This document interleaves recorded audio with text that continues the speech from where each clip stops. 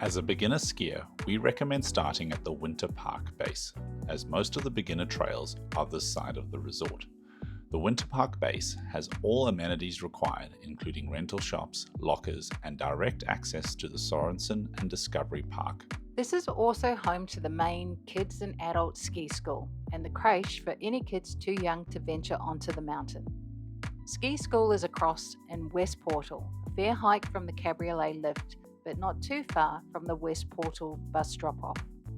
Pro tip, if you have kids and gear, look for the red trolleys to load up and roll across to check-in. No need to have the kids start the day on tired legs. If this is your first time on the snow and you don't have a friend or family member to show you the basics, that ex-boyfriend's second cousin who used to be a ski patroller, then a ski lesson might be the best way to get the most value out of your ski trip and avoid injury to yourself or others. At the base of the mountain, there are some magic carpets and designated areas used by ski school, but Sorensen Park and the Spirit Button Lift provide a nice open area for first-timers to get a feel for the snow before any overwhelming lift ride. If you're a little more brave or are reacquainting yourself with being on the snow, then the Gemini Lift provides a short ride up to Discovery Park, a great open green area to build your confidence. At busier times, the Endeavour Lift operates, opening up Porcupine and Bobcat Greens to venture into.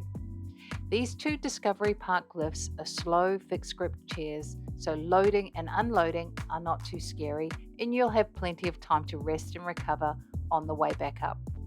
This area is quite sheltered from the weather, as it's lower on the mountain and bordered by trees. A great place to learn to link your turns before exploring the rest of the resort. For those ready to move out of the learning area, a short traverse from the top of the Gemini Lift across to the Prospector Express provides access to green trails that are a little more challenging. The Prospector Express is a short, high-speed quad, perfect for lapping trails like Jack Kendrick. Next, take Mock Turtle to get to the Olympia Express, and then move to the High Lonesome Express. If you are starting at the base and are ready to dive straight into a few long green trails, take the gondola up, then Whistle Stop Trail across to the High Lonesome Express. The green trails off of the high-low have gentle gradients winding through the trees, making them great trails to explore and to escape the weather on windy days. At the end of the day, you can take Village Way all the way down off the mountain, but it is a long trail, cutting across a lot of other trails, and the lower portion can be busy late in the day.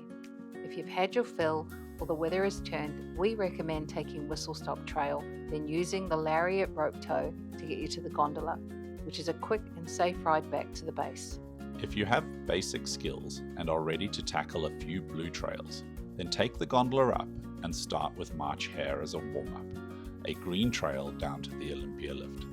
There are a few blues and greens in this area to explore. Cramner is a fantastic wide open blue trail that holds up well through most of the day, though it can get busy and fairly chopped up by early afternoon. The Mary Jane Trail is similar, but the access track off the top of Olympia will be challenging for a beginner. Best to use sober Englishmen to get to the Jane Trail. From the top of the Mary Jane, there are some great short blues running under the Sunnyside Express lift. If you are confidently working your way down these runs, then the Parson Bowl should be your next area to visit. Village Way and Forget Me Not are the easier ways back down. Note the upper section of Parry's Peak may be a little challenging for a beginner new to skiing blue runs. When snow conditions are good and the mountain is busy, the Wild Spur Express, with the new mid-station loading, is a great place to build confidence on blue trails away from the crowds on the main resort.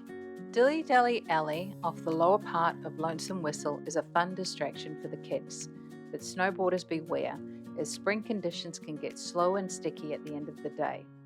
The flats along Wagon Trail can become puddles in spring and be icy in the morning. Lower Parkway can be busy and get congested on the cat track section, which may challenge the beginner skier late in the day. Taking the Explorer Express up and riding the gondola off the mountain is often the easiest way to exit, especially if the kids are out of puff. If you find yourself at the Mary Jane base late in the day, The Corridor Green Trail is an easy traverse back to Winter Park, avoiding riding lifts and some long runs. Check out our resort guide video for general information about this very unpretentious, family-friendly resort.